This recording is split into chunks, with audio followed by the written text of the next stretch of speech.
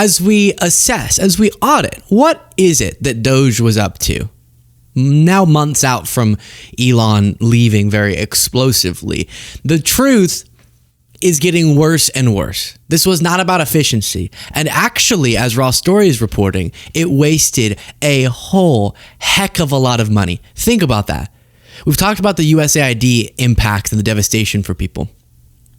And somehow, while doing that, because you would think that we would be critical that they are costing lives with cutting this life-saving aid or dismantling these institutions that we think were doing important things. But at least they could go, but we saved a lot of money. But not only did they do the bad stuff, they wasted a bunch of money. Raw Story reports DOGE lied. Expert floored as blistering report finds Musk team blew millions. They blew billions is what I meant to say. They blew billions hard. The Department of Government Efficiency wasn't so efficient after all. In fact, was extraordinarily wasteful, according to a Thursday report by the U.S. Senate Investigations Subcommittee. And they estimate that DOGE wasted in just 6 months $21 billion. But look at some of the specifics here. Over the next decade, it's estimated that their cuts to the IRS, the institution that is bringing in tax revenue, as I'm desperately, urgently trying to find this dang quote, here we go, that the cuts to employees at the IRS is going to cost over the next decade nearly $400 billion in revenue. And then you have their funding freezes were actually inefficient. Freeze on loans for energy utility projects when the government lost out on $263 million worth of interest payments, just to give you some of the specifics. So you have the cuts to employees, and the employees were the ones bringing in revenue. So we're going to lose out on revenue from the IRS, and freezes on as they tried to do this insane freeze to all these federal funds actually lost us money. Them pushing out hundreds of thousands of employees with these payout deals. Those payout deals ended up paying a bunch of people to not work, losing money there. You also have them virtually eliminating the Consumer Financial Protection Bureau, which has returned over $26 billion to American consumers since its creation in 2011, not holding powerful institutions to account for their fraud and their scams. An April study by the University of Maryland found that it could cost the U.S. 68,000 jobs and $16 billion in revenue annually, and that's referencing the National Institutes of Health and the cuts there. And it just continues to list the food and aid that was left to just rot away because they wanted to so frantically dismantle USAID. So this organization that in name was a good cause, right? Everyone wants everything to be more efficient. We want our government to be more efficient, get out the fraud. Ended up, yes, kneecapping a lot of the institutions that hold powerful people accountable. It did that. Virtue signaling about the IRS, which, by the way, even though all of us have an icky feeling about the IRS because they take our money, just know that whenever Republicans come in riding that horse of we're going to gut or get rid of, I don't know where they think tax revenue is going to come from then, but eliminate or at least gut the IRS, all that means is that the people who it takes a lot of resources, really wealthy folks and big organizations, to get the taxes that they're owed brought into the government, that those are the people going to get away with not paying taxes. Working folks are still going to pay the same amount of taxes, but the people we actually want them to make sure they're not cheating the taxes, really wealthy folks, are the ones benefiting from these sorts of cuts, and we're losing out on a bunch of tax revenue. So that was bad. What else has Elon Musk been up to? He reposted this bizarre post from someone called Dr. Insensitive Jerk, which is fun,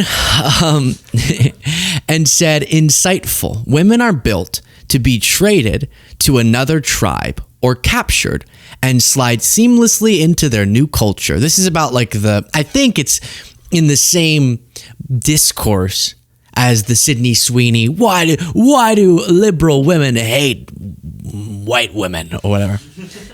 That keeps them safe even though they are physically weak. 20 years after they are captured, they are the matriarchs who enforce that culture. That is why women conform to the dominant culture and thereby amplify that culture. In my opinion, that is why Western women raised in an anti-white culture are now amplifying anti-white culture, even though they are white. They think that keeps them safe, and they are correct, but only in the short term. In the long term, they will be forced to remember they are white. Better they are reminded of that by white men because the alternative is not so gentle. So yeah, that was in response to Elon saying they've been programmed to do so by their teachers in the media.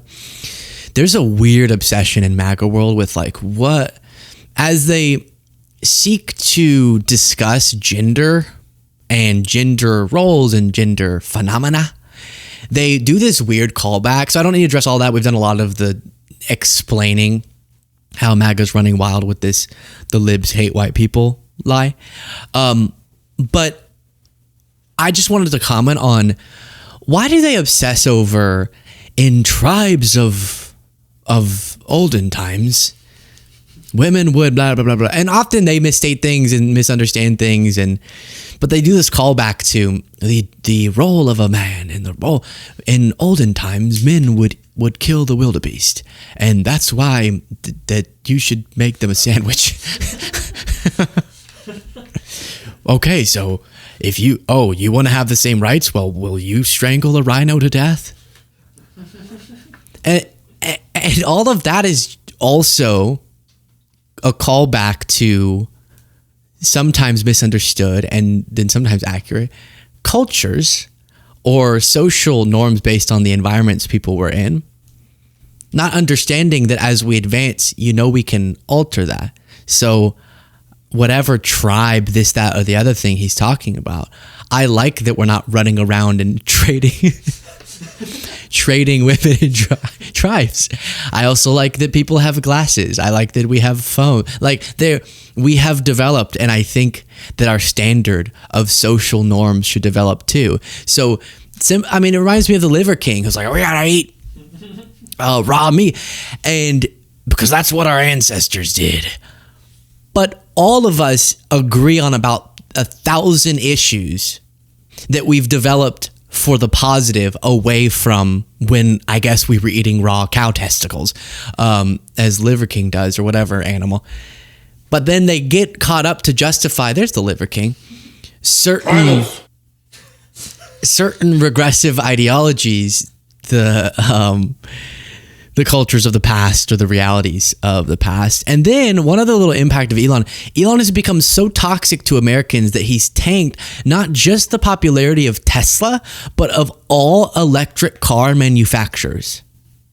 According to a study by Williams College, the number of liberal voters who have expressed interest in owning an electric vehicle has plummeted into negative figures since Musk began his rightward turn. So one of the things that you really could have in the past given Elon some credit for, if Tesla's not all just because of him, but as the top of it, you could say, hey, you've really furthered electric vehicle technology and electric vehicle popularity. And so as he went whack and did his hand motion and ripped apart the government and just kind of came out as a weird incel, I am become meme, and said stuff like that and was not high all the time, he ended up tanking overall sentiment towards electric vehicles, which is not good.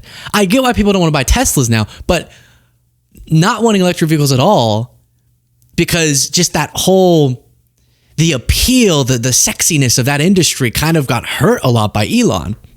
Understandably. It's hard to find that guy sexy, but is a really negative consequence that is less obvious than his Doge stuff, but connected.